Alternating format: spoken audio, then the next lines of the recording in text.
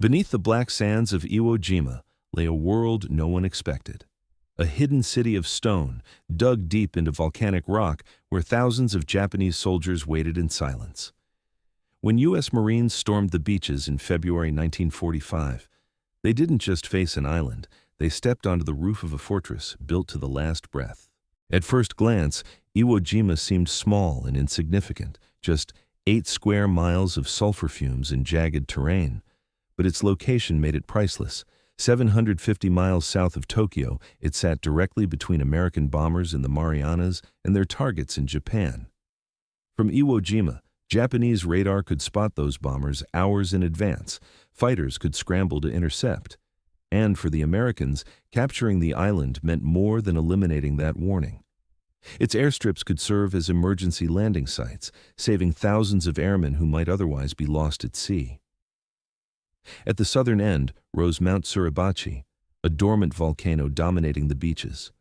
Whoever held Suribachi controlled the invasion, and the beaches themselves were made of black volcanic ash, soft, heavy, and treacherous. Every step sank ankle-deep. Tanks and trucks bogged down almost instantly. Even the ground conspired against the invaders. For Japan, Iwo Jima was sacred soil, the first piece of the homeland U.S. forces would attack. Its defense fell to General Tadamichi Kuribayashi. He knew the island could not be saved, but he intended to make the Americans pay dearly for it. Instead of the reckless banzai charges that had wasted lives elsewhere, he built a fortress underground. By 1945, his engineers had carved over 11 miles of tunnels, linking more than 1,500 bunkers and chambers. Command posts, ammunition depots, artillery nests, even hospitals, all hidden beneath the rock. Camouflage doors blended into cliffs, ventilation shafts disguised as cracks in the ground. A pillbox could appear destroyed, only to come alive again minutes later. Above ground, the island looked shattered by months of bombardment. Below, the defenders waited unharmed. For 74 days before the landing, American battleships and aircraft hammered the island. To many Marines, it seemed no one could survive that storm of fire. But Kuribayashi's men were safe underground. On February 19, 1945, 70,000 Marines hit the beaches. At first, resistance was light. Some thought the enemy had been destroyed. Then, minutes later, hidden guns erupted. Mortars and artillery swept the beaches with pre-sighted fire. Entire sectors became killing grounds. The silence had been a trap. From that moment, the battle was unlike anything the Marines had seen. Snipers fired from unseen caves and vanished. Machine guns blazed, then disappeared back into tunnels. At night, small teams crept out to toss grenades into foxholes or whisper in English to keep the enemy awake. The Japanese seemed like phantoms, appearing and vanishing at will. No ground felt secure. At first, the Marines tried to seal the tunnels from outside. Bulldozers buried entrances, flamethrowers poured fire into openings, explosives collapsed chambers. Flamethrower operators, among the most exposed, often died within minutes of revealing themselves.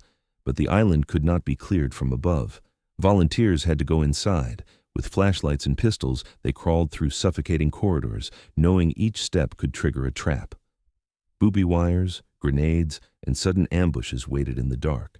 Some tunnels opened into vast chambers, command centers lined with maps, storerooms filled with ammunition, or underground hospitals where wounded men lay on mats.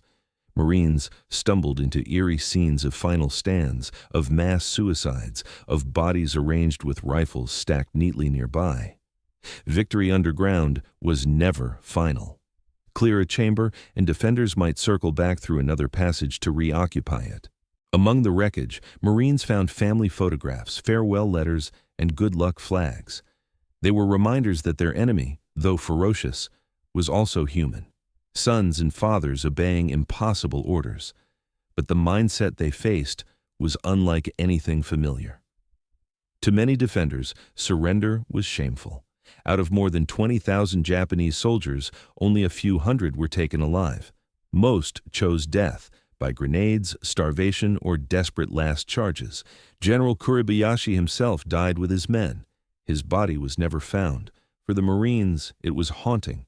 Many admitted they feared the silence more than the gunfire. In those tunnels, silence meant someone was still waiting, with explosives, with ambush, with death. By March 1945, the island was finally secured. Nearly 7,000 Americans had been killed. Almost the entire Japanese garrison was gone. The image of Marines raising the flag on Mount Suribachi became one of the most famous photographs of the war, a symbol of victory, courage, and sacrifice. Yet, beneath that triumph lay the darker truth of the tunnels. For decades after, survivors spoke of nightmares, the smell of sulfur, the echo of footsteps in the dark, the fear that the ground itself was alive.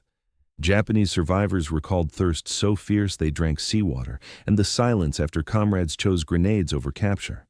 Even after the war, holdouts continued to emerge. The last two surrendered in 1949, 4 years after Japan's defeat, emerging gaunt and half-wild from the depths. Today, many tunnels remain sealed. Thousands of soldiers' remains still lie underground. Japanese recovery teams continue to search, leaving offerings of water and sake at cave mouths, tributes to those who died of thirst in the dark. For Japan, the island is sacred ground. For America, it is remembered for valor. The tunnels of Iwo Jima stand as both warning and memorial. They reveal the extremes of human determination, to endure, to resist, to sacrifice, and the terrible cost such resolve can bring. Beneath the black sands, silence remains. And in that silence lingers the memory of men who fought, suffered, and never returned.